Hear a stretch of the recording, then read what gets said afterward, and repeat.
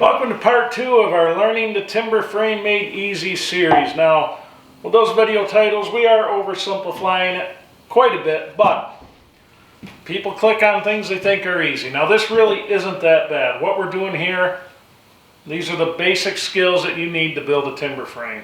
We're going to get more in depth as we go along with this series. It's a good time to recap. It's a good time to get the rust off of me. So tonight we are working on the mortises. So stay tuned. Hope you enjoy it, and I'll catch you on the other side of it. Alright, so laying out a mortise is probably the easiest joint to lay out in your timber frame. Again, the overwhelming theme of doing the timber frame square rule is always finding your two best squarest edges that are square to each other. Now this piece right here is pretty much perfectly square all the way around, but I've milled it down that way to get it there. When you get your timbers, they are not going to be like that.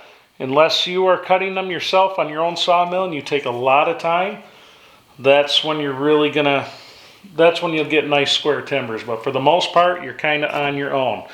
Now, we've picked our reference face, which is going to be this guy here, and we picked our adjacent face, which is going to be this guy here. Now, there was a viewer who whined about me using the term guy, and well, that's just the way it is there, bub. That's how we talk. So anyway, our mortise, or our tenon, is 1.5 inches by 9. So we're just going to find a good spot on here. I'm going to try to avoid some of the bigger knots best I can. Yes, we probably better get this part first. Make this easy on ourselves here.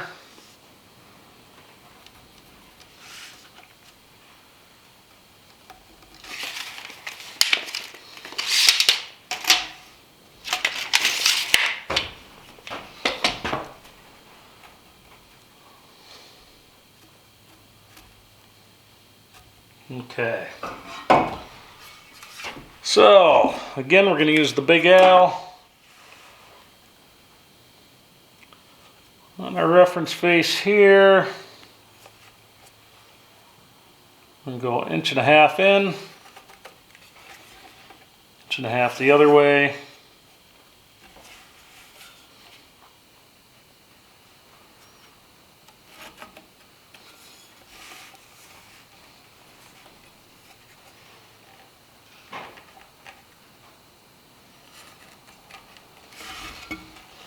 X out the waste. Now we're going to have a housing on this, so we can do our cut line all the way across.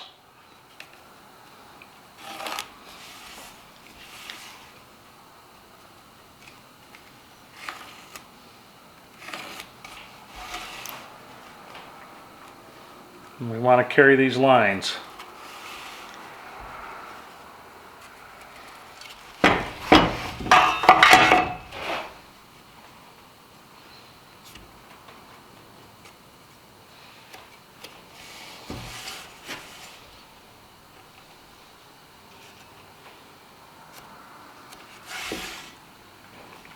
Now it helps to double check yourself a little bit.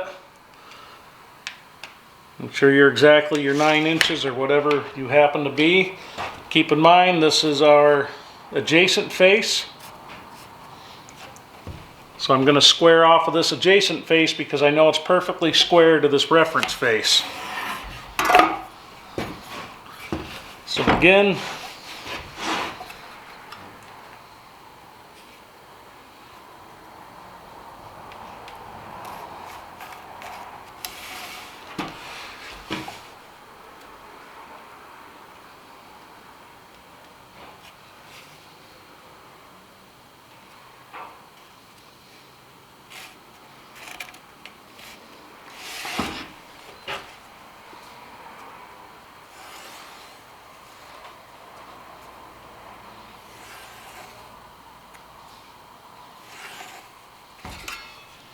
again, we're going to X out the waste.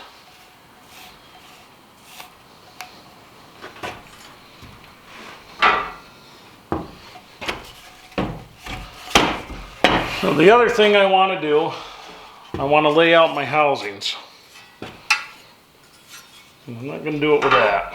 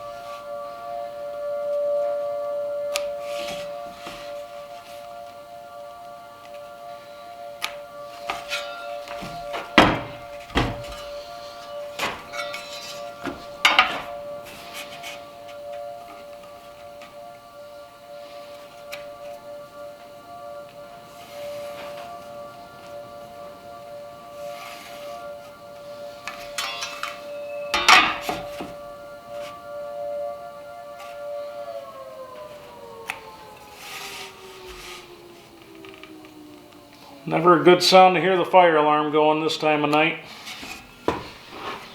And so again, this is going to be a waste.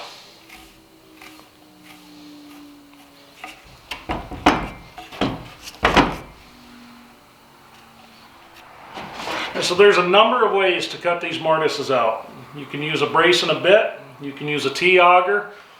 You can, if you're feeling brave and have a lot of forearm strength, you can sit there and chisel the whole thing out. You can do what I do. I have a chain mortiser, so if I have it, I'm going to use it.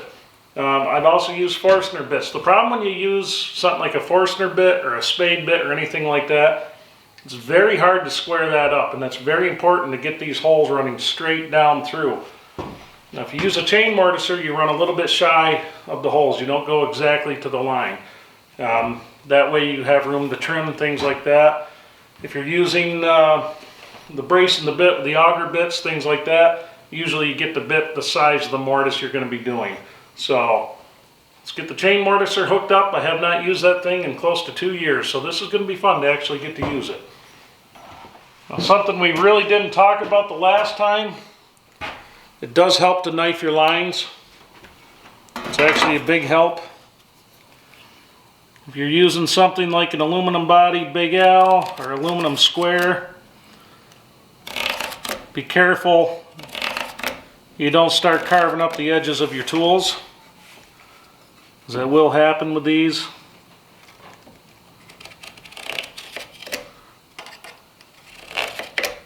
Now, when you're using a knife to mark out, set your knife tip in the line and then move your square up to it. Just helps quite a bit.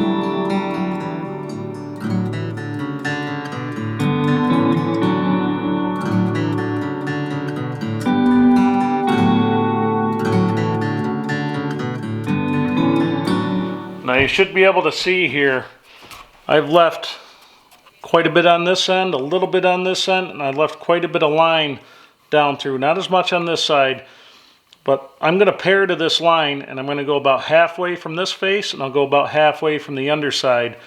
Now that chain mortiser, the clamping mechanism and everything being a little worn out, she doesn't like to square up like it used to.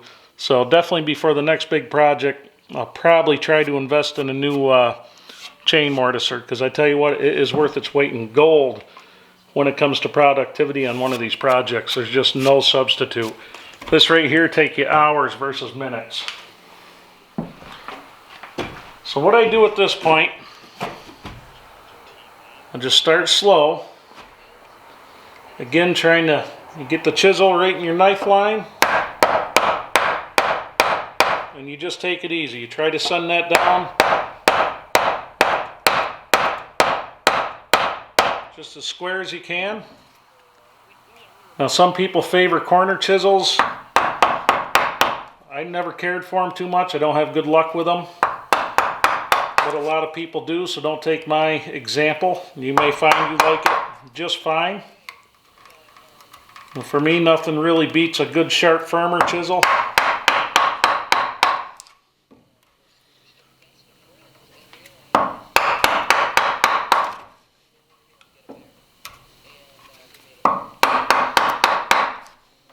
Now take your time with this step. You know, a lot of people are going to say, "Oh, it's an awful lot of work," but I mean, if you're building this style, you're already not afraid of a little work.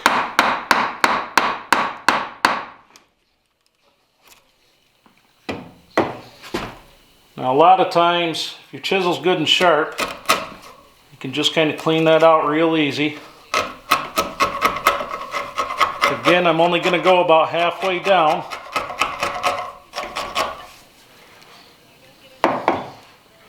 That way I don't... It's real important to keep this mortise square to the reference face. If you can keep it nice and square to the reference face, your building's going to go together real well.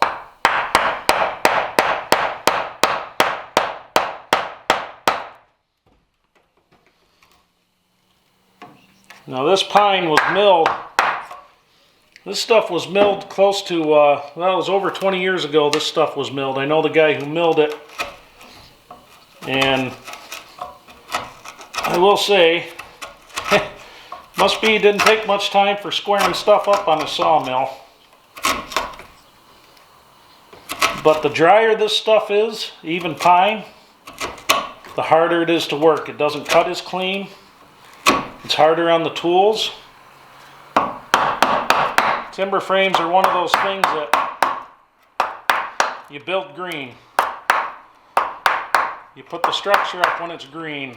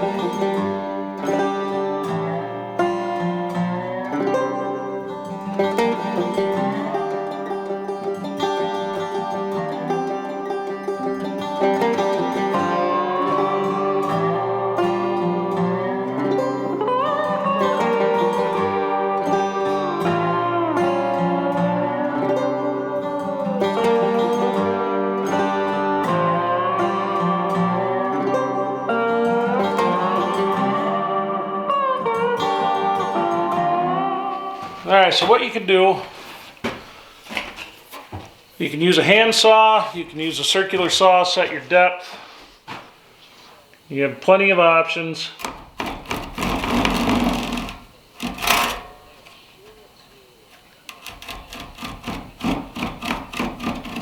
Go to the inside of your lines best you can.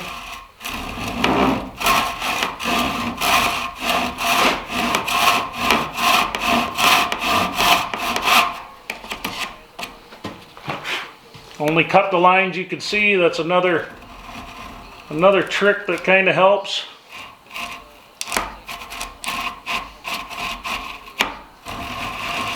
And the pole saws, the Japanese saws work much better for this. Now another trick. You're trying to cut square with a hand saw. keep that handsaw shined up so you can see the reflection of the wood on it. And when it looks like it's a straight line going across there, you know you're doing a nice square cut. Because if you turn it one way or the other, that reflection is going to show.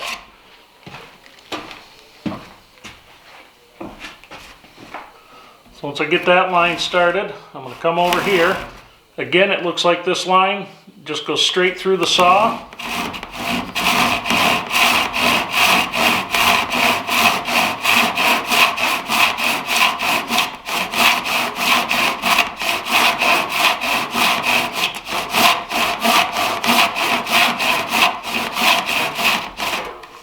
And again, only cut what you can see.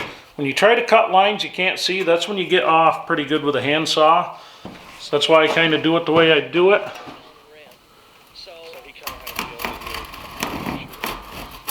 And a good knife line will help point that saw in the right direction.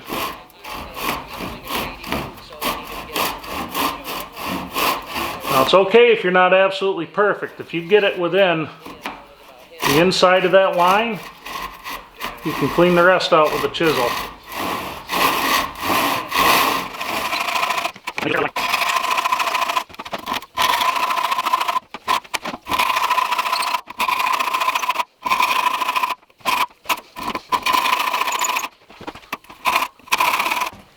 Now I kind of start in the middle. I start with the bevel down. That way I'm not taking too much at once.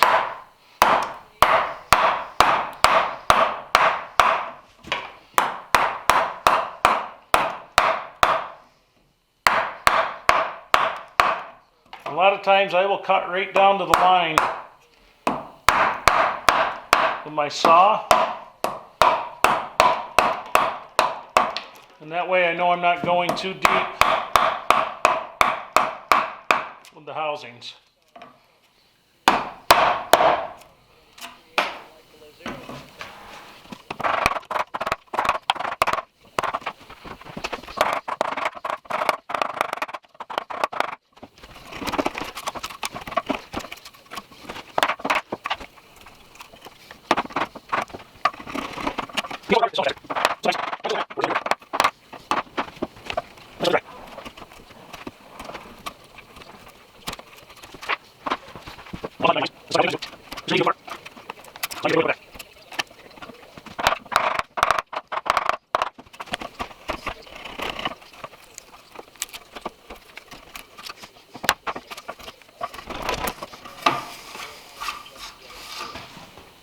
Now when you think you have it done,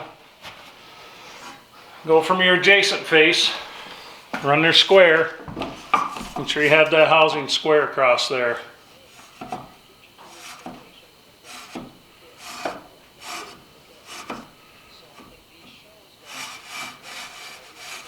It's not too bad, but it's not perfect.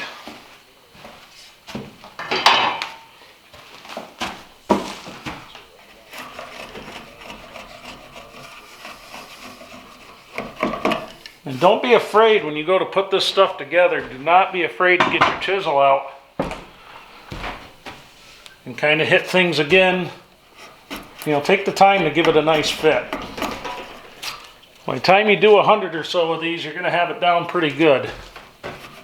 As I said, this is obviously the harder way to do a housing, but it works. So let's see how our piece fits. Probably not going to fit the first try.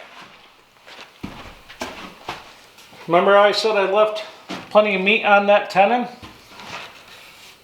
So I've got to shave some of that off. You can do that a few ways. You can use your chisel. I like to use a plane and then a chisel.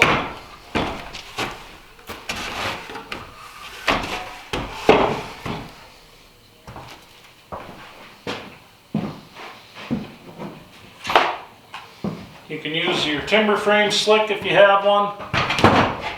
You can trip on your tools you leave in your way.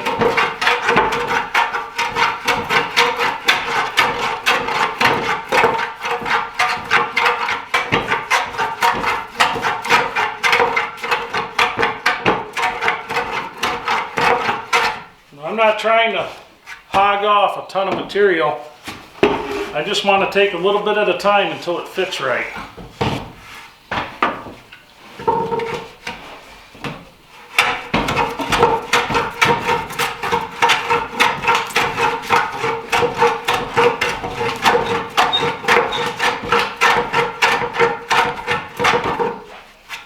Just little bits.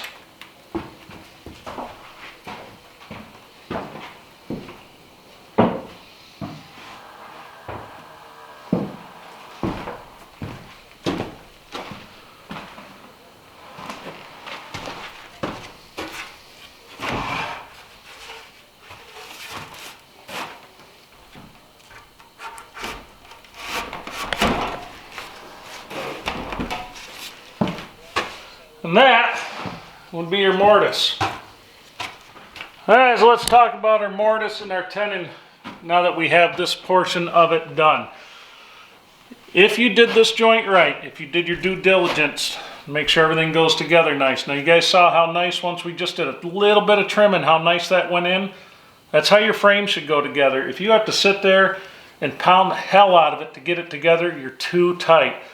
And when you're done, if you did this right without any bracing or anything, and you can get your square in there and you have no daylight, you did it right. You did exactly what you needed to do.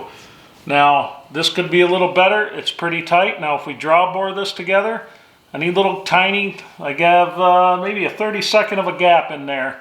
You know, the other side's nice and tight. If I draw bore that gap will disappear. And so that's what we have on the back side. Now, if I'd blown all the way through, if I'd taken my chain mortiser right to the lines on this, I'd have a huge gap here because it does not cut down square through there. Like I said, that chain mortiser's worn right out. It's the same thing though.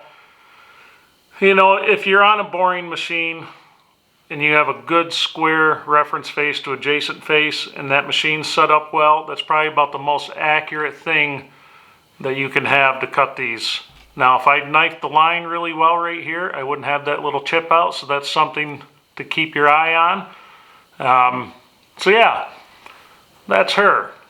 I'm happy with that, and that'll work.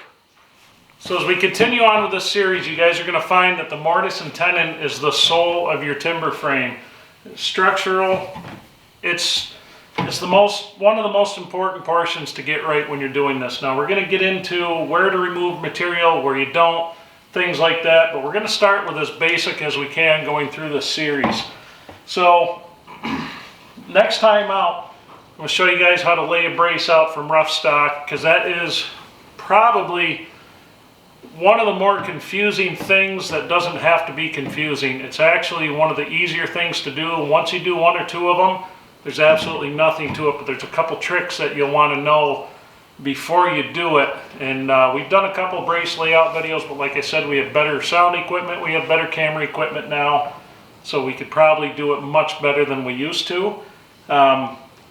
So if any of you are looking for any old timber framing tools to get yourselves going, if you're looking for a boring machine, say you're looking for a big L, that's the big square you guys see me using.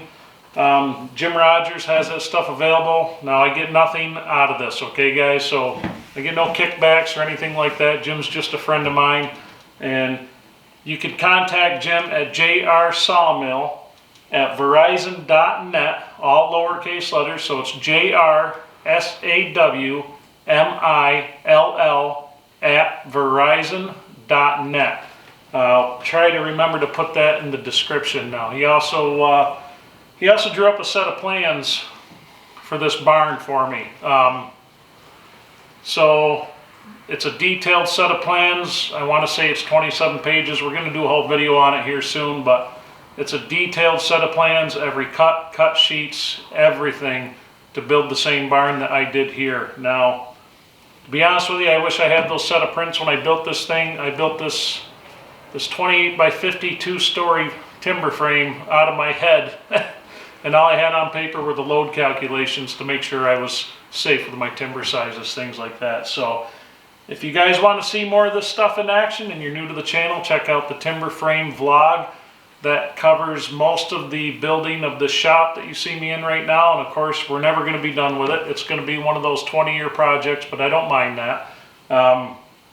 If you want just an overview video, there are, I think, 5 or 6 longer videos called Birth of a Wooden Barn, kind of a play on the video titles that the Northmen Guild have on the birth of a wooden house. And it's one of those dirty little lube tube tricks you play, you know, to try to get your view counts up. But we covered a lot of this stuff in the timber frame vlog. There's a whole lot of repetition of the explanations and things like that, and it was definitely worth doing. But like I said, the stuff is not as complicated as it looks. If you could build a chair, you could build a kitchen cabinet. If you could do that kind of detail work, you will have no problem building a timber frame. It's actually easier. The only thing that's harder about it is you're working with big heavy timbers, and believe you me, from experience, work as safe as you can, because when you don't, bad things happen. I can tell you every morning when I get out of bed and try to walk, and I can tell you every time the weather's going to change now. So that is definitely something you want to be aware of. You don't want shattered bones, because they suck later on. But anyway, I hope you guys enjoyed this one. I am enjoying this series immensely, because I'll tell you what, I miss doing this real bad, and now I have the itch so bad that maybe pretty soon I might even be going after timber again for another project. But we'll see. That is to be determined. You guys will have to find out as we go. So take it easy, everybody, and I'll catch you on the next one.